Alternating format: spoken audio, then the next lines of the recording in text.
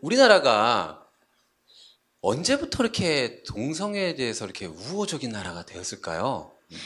이제 1990년대에 이제 그 엑스존이라고 하는 네.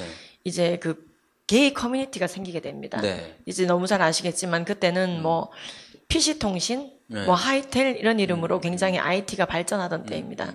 이제 그런 것에서 이제 그러한 동성애자분들의 그러한 이제 그 동아리라 그럴까요? 네. 커뮤니티가 생기면서 네. 이제는 굳이 어디를 찾아가지 않아도 어느 건물 옥상을 가지 않아도 이태원을 가지 않아도 예 그냥 지방에서도 온라인에서도 그냥 만나고 말 그대로 이제 그러한 행위들을 할 수가 있는 이 터전이 잡히게 됩니다. 그러고 나서 이제 2000년이 들어설 때 1999년도에 이제 그 교과서에서 동성애가 에이즈를 유발한다는 내용을 빼달라는 요구가 있었습니다. 그래서 그때 당시 이제 동성애자 인권연대라는 단체였는데 교과서에서 이제 이 동성애가 에이즈를 유발한다라는 이 중요한 문구가 빠지기로 99년 12월에 결정납니다. 그런 것이 기사화되어져 있습니다. 결국 그렇게 되면서 이제 2000년대가 열리게 되죠.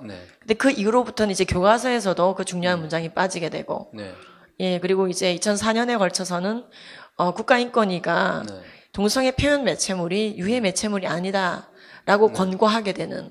그래서 여러 단계에 걸쳐서 그리고 뭐 많았죠. 여러분 너무 잘 아시는 동성애 게이 코드를 드라마의 주제로 삼아버리고 그런 것들이 생기면서 동성애의 어두운 면보다는 이제 양쪽을 다 보여줘야 되는데 밝은 면만을 많이 비춰주게 되는.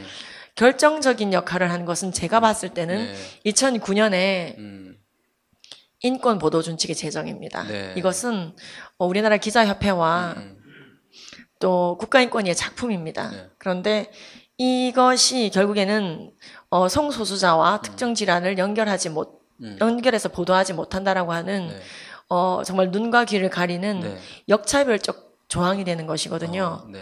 예, 정말 그래서 이러한 것들이 이제 제가 보면서 이러한 어둠 가운데 있을 때 우리가 해야 되는 역할이 정말 중요하구나 하는 생각을 더 많이 하게 됐습니다.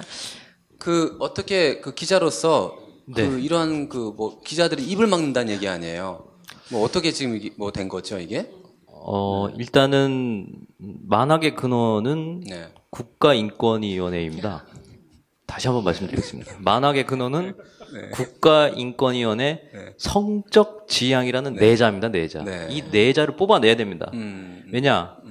사실 이제 우리 약사님께서 말씀하셨지만 90년대까지만 해도 우리 기성세대들은 다 알고 있습니다. 에이즈하고 동성애가 긴밀한 관련성이 있다는 걸 이제 뭐 보건이나 그런 시간에 다 배웠거든요. 다 알고 계세요. 근데 2000년대 넘어오면서부터 아까 말씀하셨듯이 교과서에 그 내용이 다 빠지거든요. 그러니까 동성애자들이 미리 그 사실을 알았어요. 아, 교과서 전쟁이구나, 이것은. 근데 교과서 전쟁이 착수를 했고, 착수한 시점이 1996년부터 시작됐어요.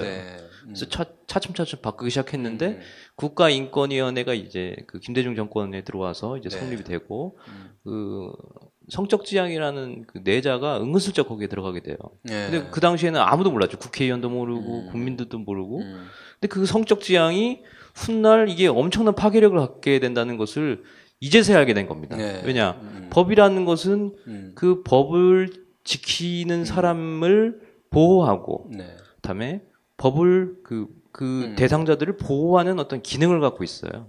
촉진시키기도 하고 제한시키기도 하는 그런 기능인데 이 법이 이 성적 지향이라는 이 내자가 촉진을 시키는 겁니다. 이제 촉진을 시키는 겁니다. 그러다 보니까 서울시 인권조례가 거기서부터 파생이 되기 시작하고요. 학생 인권조례가 파생되고, 과천시 인권조례가 파생되고, 대전시 인권조례 이런 식으로 계속 쭉쭉 이제 뿌리를 내리기 시작하는 거죠. 그래서 만악의 근원이라는 겁니다.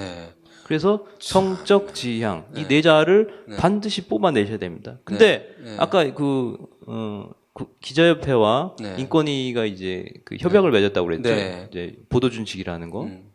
형식상의 어떤 그런 그 도덕적 룰 같은 그런 개념이에요.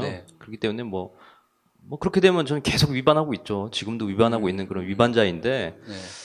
근데 그런 그 과정이 형성되기까지 우리 한국 사회에 동성애자들을 옹호하는 지식인 계층이 있지 않습니까? 속칭 이제 진보적인 지식인 계층. 이 어줍지 않은 이제 감상주의자라고 저는 표현하고 싶은데요.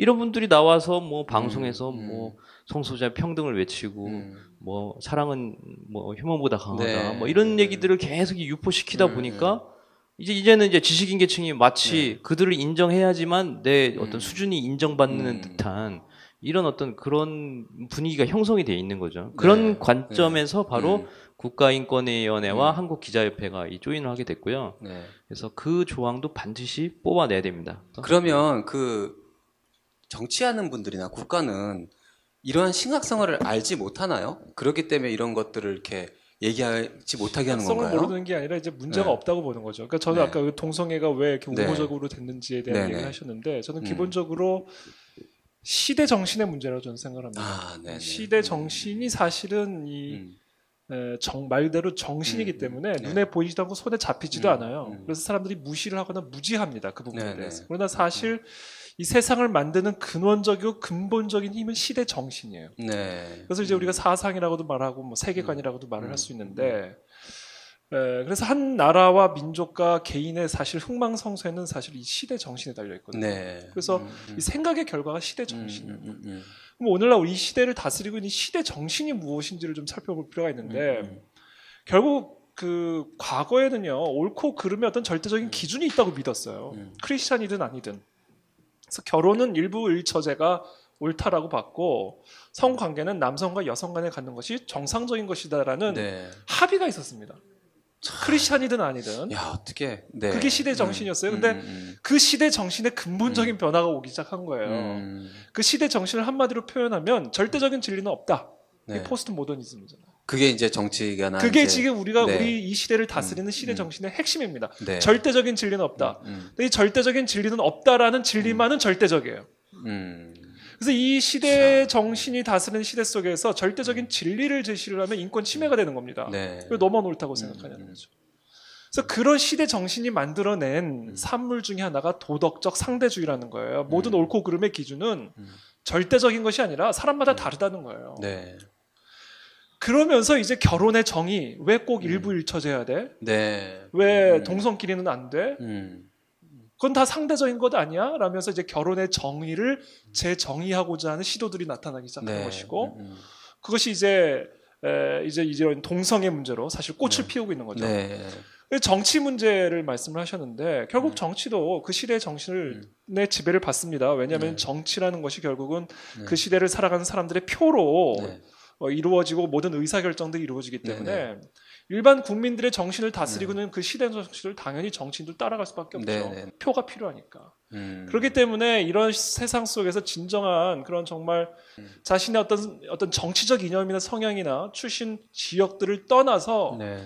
우리 지역에 있는 국회의원들 또는 정치인들이 과연 어떤 공약들을 내고 놓고 있고 그 공약이 과연 옳은 것인가 아닌 것을 적합하게 판단하고 그거에 걸맞는 정치적 책임을 우리들이 해야 된다. 네. 그래야만 이 시대적인 흐름을 우리가 막을 수 있는 소금과 빛의 사명을 감당할 수 있다. 저는 그렇게 봅니다. 맞아요. 그러니까 이게 침묵하는 것이, 그러니까 가끔 우리들이 이런 생각을 하고 있는 것 같아요.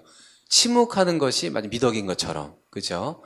병에 대해서 얘기하지 않는 것이 결국 그들은 죽이는 거거든요. 그래서 이런 것들을 표출을 해서 우리가 싸울 건 싸우고 투쟁할 것은 투쟁을 하면서 우리 막아놔야 되는데 어떤 그런 약간 그 정의의 의식 그런 것들이 좀 부족한 거 아닌가 싶어요. 맞아요. 그러니까 인권이라 그러면 다 좋은 건 줄 알고 평등이라 그러면 다 좋은. 또 우리가 스스로 그것을 개발하지 못했다.